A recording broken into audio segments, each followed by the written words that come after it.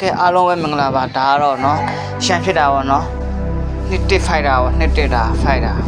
လေးရှားမှာပေါ့เนาะ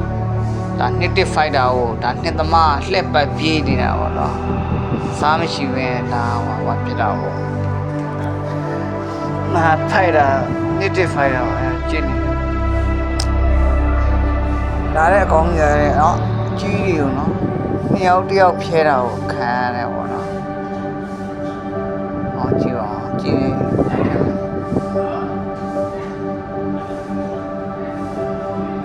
အော်ဘာဖက်လာထဲရတယ်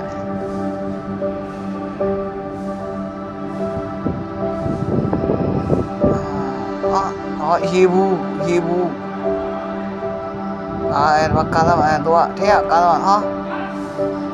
အော်ဆောင်းကန်ထော်လဲဟာတယောက်ကဝင်မလို့ဘူးတဲ့အဲ့တော့စားမရှိဘဲနဲ့သွားပြီးချမ်းစား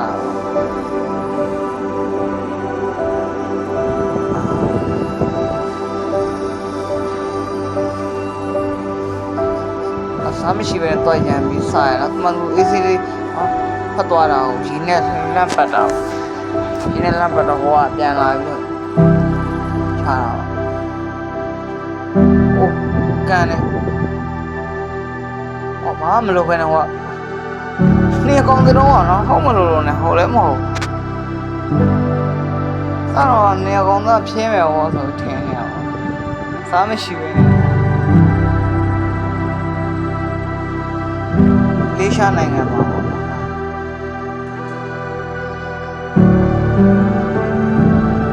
ဟုတ်မယ်စိတ်ဆက်နေဟောပါနောက်လောက်ပါတော့ဝိုင်းမလို့တော့တူတာ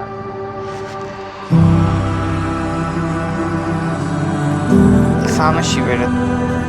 ဘုမစားနေပါလားโอ้စားရှိတာတည်းစားတာတော့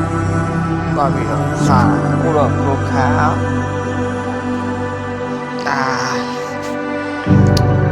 မနုနေရနော်မနုဟုတ်ရဲ့သားနဲ့မနုသွားတာပါကားလေးရရှိဘူးနဲ့လက်ပတ်